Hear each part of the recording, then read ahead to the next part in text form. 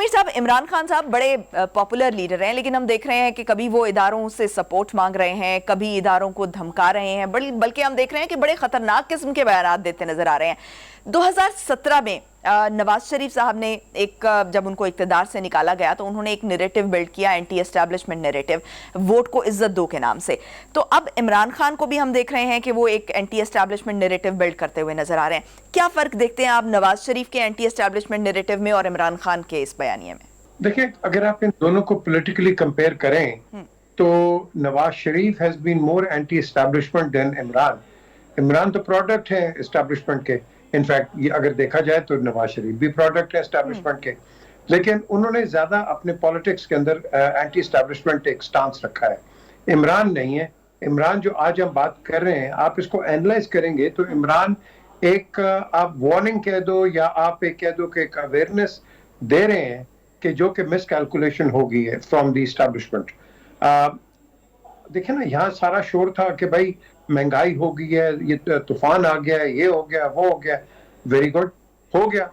یہ گورنمنٹ ویسے کرائسس میں تھی، آپ نے ان کو آگے آپ کہہ لو کہ نو کانفیڈنس کے موشن کے اندر سے نکال دیا، خود آپ اس پھندے کے اندر چلے گئے۔ اب انسٹیڈ کہ آپ جو بات کریں کہ بھائی آپ نے ریپیئر کرنا ہے، آپ کہہ رہے ہیں عمران خان نے وہ کر دیا۔ عمران خان کہہ رہے ہیں اسٹیبلشمنٹ کو اب نیوٹرل کی ضرورت نہیں ہے، جو آپ سے غلطی ہوئی ہے اس کو آپ ریکٹیفائی کریں۔ So it is as simple as that. So basically یہاں اس وقت ہم ایک ڈائلیما میں ہیں، اینڈ یہ کس نے کہا ہے کہ میں نے ہمیشہ کہا ہے we are an army state, we remain an army state till the time ہمارا جو پولیٹیکل ایٹماسفیئر ہے اور پولیٹیکل کلائمیٹ ہے یہ ٹھنڈا نہیں ہوتا۔ ہم کہیں بھی آپ دیکھ لیں کہ آپس میں کہیں نہ کہیں بکرنگز ہم نے شروع کر دی ہوتی ہیں یا کر رہے ہوتے ہیں، اور جس کو اچھا نہیں لگتا وہ کبھی فوج کے پیچھے پڑ جاتا ہے، کبھی جوڈیشری کے پیچھے پڑ جاتا ہے۔ So I think at this present moment in time واقعی ہی آئی تھنک ہمیں ایک یہ جو کہتے ہیں نیوٹرلز، یہ نیوٹرل آپ اسٹیبلشمنٹ کی طرف آپ کہہ رہے ہیں، یہ نیوٹرل نہیں ہو سکتے، بیکاز جس دن یہ نیوٹرل ہو گئے پاکستان کا بیڑا غرق ہو جائے گا، بیکاز ہم انہی کی وجہ سے سروائیول پہ ہیں، انہی کی وجہ سے ہم پروٹیکٹڈ ہیں، اور انہی کی وجہ سے ہمارے پاس ایک سٹیبلٹی ہے۔ میر صاحب، آپ نے کہا کہ ڈیموکریسی ہمارے ہاں ویسے ہی لو ڈینسٹی ڈیموکریسی ہے، تو ایک سسٹم ہی کوئی اس طرح کا ڈیزائن کر لینا چاہیے نا پھر، جو اس کے اکارڈنگلی جو لو ڈینسٹی ڈیموکریسی کو جو ہے اس کے ساتھ ہی چلے۔ اس طرح سے ہمیشہ جو کولیشن آتا ہے یا ہیڈ آن کولیشن آتا ہے تو وہ تو ان دی اینڈ جو ہے وہ ملک کے لیے نقصان دہ ہوتا ہے۔ بالکل صحیح بات ہے۔ میں تو کہتا ہوں کہ دیکھو جی، یہ جو جب ملٹری انٹرونشن ہوتی ہے وہ کیوں کرتے ہیں؟ ان کو کوئی شوق تو نہیں ہے کہ آگے آ کے بھائی آپ پولیٹیکل ریلمز اس کو سنبھالیں۔ ان کا تو کام ہے آپ defend the country from external forces، لیکن they also have to defend from the internal forces۔ اگر آپ کے انٹرنلی کام ٹھیک نہیں ہو رہا ہے اور ملک نیچے جا رہا ہے تو پھر somebody has to come in۔ Hindustan تو نہیں آئے گا، امریکہ تو نہیں آئے گا، نہ ہی نیٹو آئے گا، ہمیں خود اس کا کرنا ہے۔ اور ہمارے لیے فوج ہے جو کہ ایک بڑی سٹیبلائزنگ فورس ہے، آپ کو سٹیبلائز کر دیتی ہے۔ آپ نے جب بھی دیکھا، جب بھی فوج آئی ہے، اپارٹ فرام جنرل ضیاء الحق، جہاں ہم بڑے ریڈیکلزم میں چلے گئے تھے اور ہمیں انٹرنیشنلی کافی اس پہ مار پڑی، آپ نے دیکھا ہے کہ ہم نے ترقی کی ہے۔ آپ نے دیکھا کہ جنرل مشرف کے وقت پہ ہم نے ترقی کی، ہم نے جنرل ایوب کے وقت پہ ترقی کی، اور لیکن ایک پیریڈ آ گیا جو ماشاء اللہ لگا تھا جنرل ضیاء کے وقت، وہ اتنا نہیں کامیاب ہوا۔ لیکن پی جے صاحب، ایک بڑا امپورٹنٹ سوال جو اس تمام صورتحال کے تناظر میں جو میرے ذہن میں آتا ہے وہ یہ کہ ہم ہمیشہ فورسز پر ہی کیوں ریلائی کرتے ہیں؟ آپ نے بات کی کہ ایک انٹرنل جو ہمارا خطرہ ہے وہ بھی فوج کا معاملہ ہے، جو انٹرنل فورسز ہیں وہ ہمارے جو انٹرنل خطرات ہیں وہ ہماری فورسز اس کو دیکھتی ہیں، لیکن ہم اویئرنیس کی طرف کیوں نہیں جاتے؟ مطلب ہم فورس کو کیوں دیکھتے ہیں، فورسز کی طرف کیوں دیکھتے ہیں، ہم اویئرنیس کی طرف کیوں نہیں جاتے، عوام کو ایجوکیٹ کیوں نہیں کرتے تاکہ ہم ڈیموکریسی کی طرف بڑھ تو سکیں ایٹ لیسٹ؟ آپ اس لیے نہیں کر سکتے کیونکہ جو آپ کے پارلیمنٹیرینز ہیں اللہ کے فضل سے بڑے بدتمیز ہیں۔ آپ نے دیکھا نہیں ان کی تلخیاں، آپ نے دیکھا نہیں ان کی زبان، آپ نے دیکھا نہیں ان کا رویہ، یہ پارلیمنٹیرینز کا رویہ۔ یہ تو بڑا آگسٹ ہاؤس ہے آپ کا، نیشنل اسمبلی، پروونشل اسمبلی اور دی سینٹ، یہاں ہم بکری منڈی کی طرح ہم ایک دوسرے سے مخاطب ہوتے ہیں, ایک دوسرے کے متعلق ہم ایسی ایسی قصیدے کستے ہیں کہ ایک مذاق بن جاتا ہے. اچھا سر, ایک نوٹیفیکیشن جاری کیا گیا ہے کہ آئی ایس آئی جو ہے وہ تمام پبلک آفس ہولڈرز جو ہیں ان کی اسکروٹنی کرے گی. فوجی اہلکاروں کی حد تک تو ہم نے دیکھا کہ آئی ایس آئی کا کردار جو ہے وہ ہمیشہ رہا ہے اور بڑا امپورٹنٹ کردار ہے.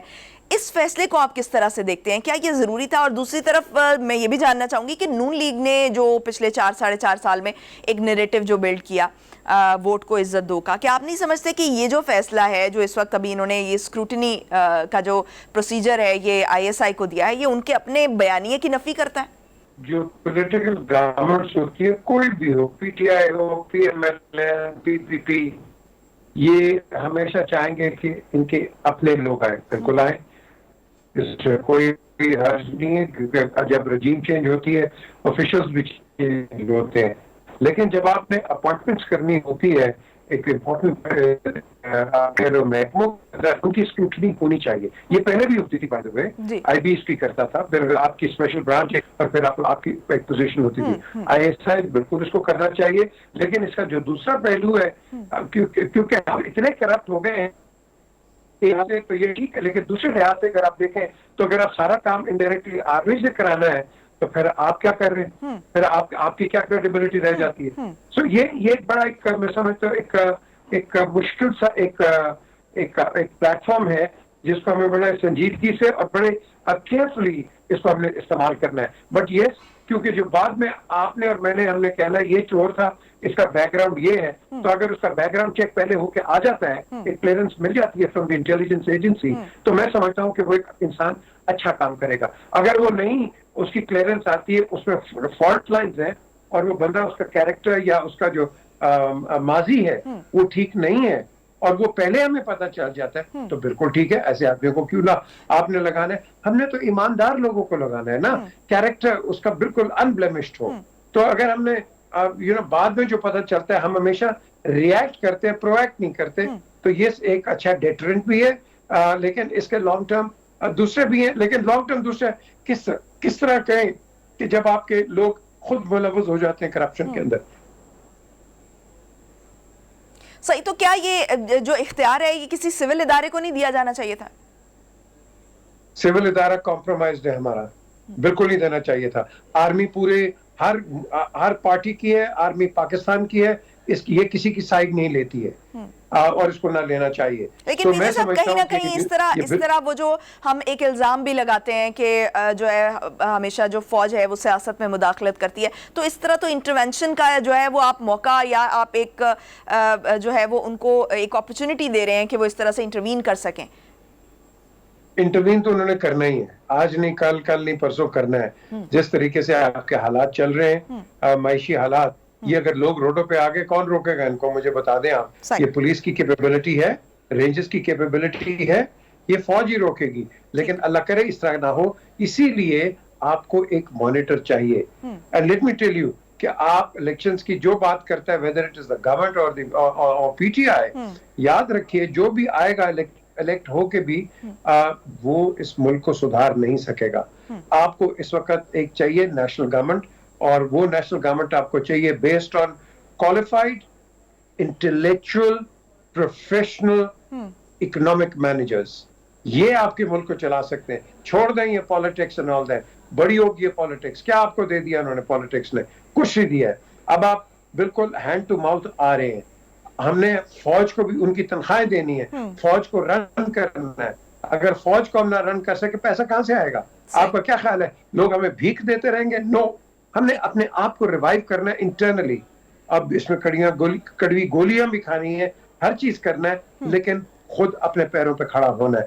آپ کو کوئی کھڑا ہونے نہیں دے گا. سو میں سمجھتا ہوں it is time for a national reunion and a national unity جو کہ آپ کو آگے لے کے چلے گی.